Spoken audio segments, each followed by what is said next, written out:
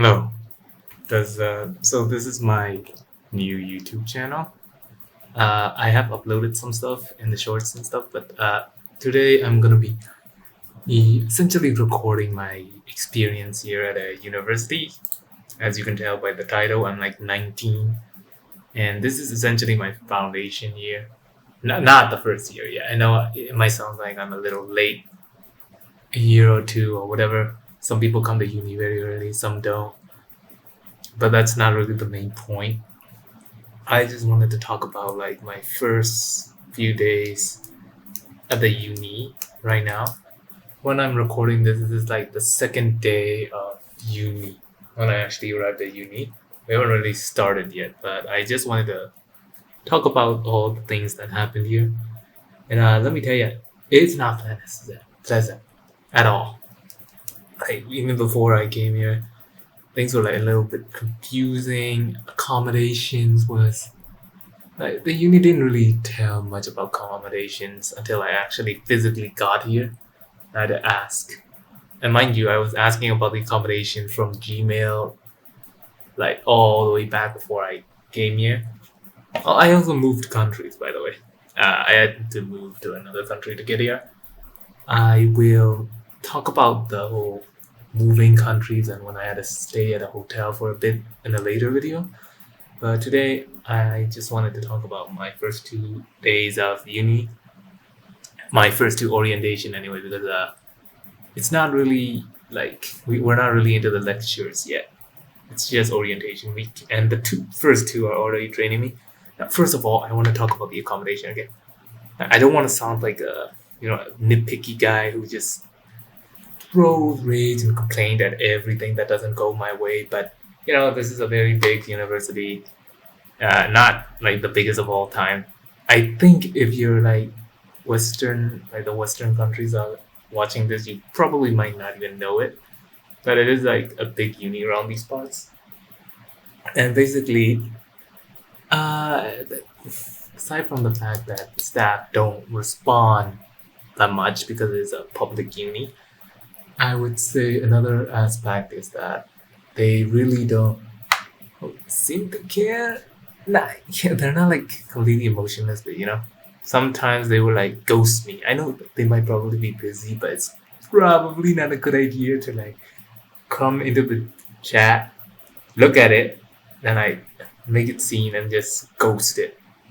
You know what I mean? If you're gonna like ghost me, just don't look at the chat at all at first. It's not like you can't tell what I said because oh the whatever I said pops up in that chat. So you don't really need to go in it, but they did go in it. Then left me on red.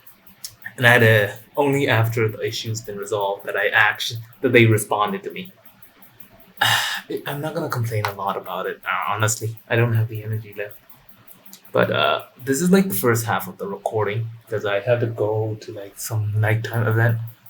But before I do that, I'm just gonna record these parts. I think you'll know when the second part comes in. But the first thing I want to talk about is the accommodation, which I didn't really get what I wanted. I asked for like a premier room, like one with an AC and a private bathroom. I'm not really rich. I just wanted a good bathroom. Yeah, actually, I just wanted the bathroom. I didn't care about the AC. Even now, I don't care about it too much. I just want the bathroom. But I didn't get that, and instead, I got the second option, which is the one with the AC. Now, the thing about this is that when they presented me the option, like there was an option that was like half the cost that this one is. And the only difference is that there is no AC.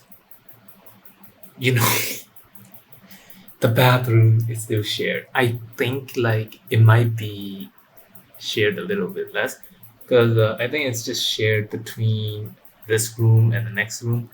And since the rooms are like twin sharing, it's like shared between four people and whoever the hell ends up near here. So I guess there's that, but I can't say it's like the best thing considering there's like only two showers and two toilets. Okay, the two showers is one thing, but you the two toilets. Okay, there was one actual toilet, the one that most people think of when they, someone say toilet.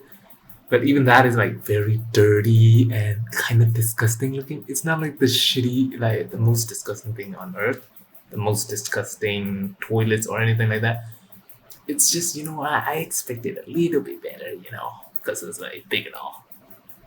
And the other one is like those Asian, no, it's like the primitive toilets on the ground. It's like no flushing. It's those freaking like floor toilets, like the primitive ones. Ah, right. In a bit I have to go, so I'm just gonna record this one now. And then the roommate. Uh, I would say like I don't want to badmouth the guy. He seems fun and enjoyable, but I have like trust issues and I don't really trust him that much. And he's a little bit too energetic. He makes like the same, Gen Z 6 7 Shrek jokes. You know what I mean? Shrek jokes and whatnot, K jokes. And I'm not really too big of a fan of that. I can't really say it to his face. It's kind of his whole personality at this point. But yeah, that roommate is one thing.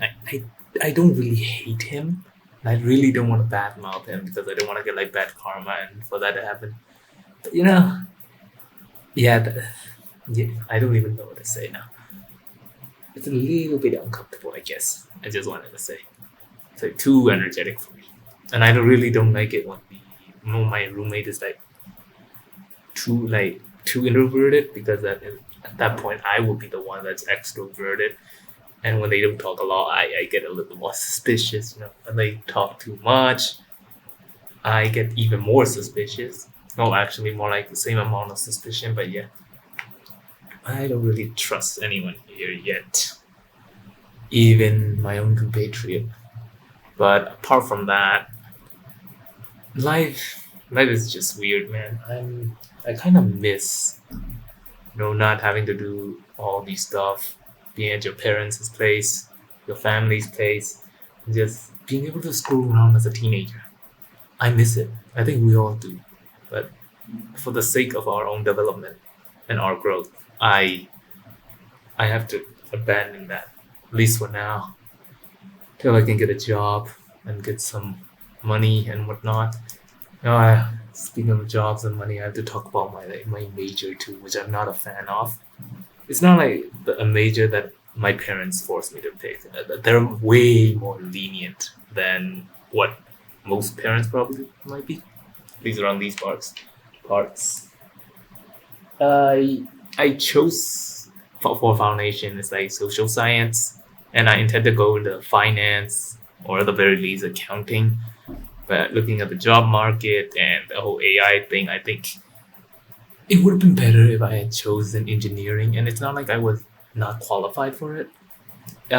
From my grades, well, for foundation, yeah, I was actually more than qualified for it. And if you actually look at it without knowing who I am and what I like, you would assume I would actually go to like an engineering because most of my subjects just fit that category. Some people in my old school, when I was doing those, even thought that I was gonna go engineering.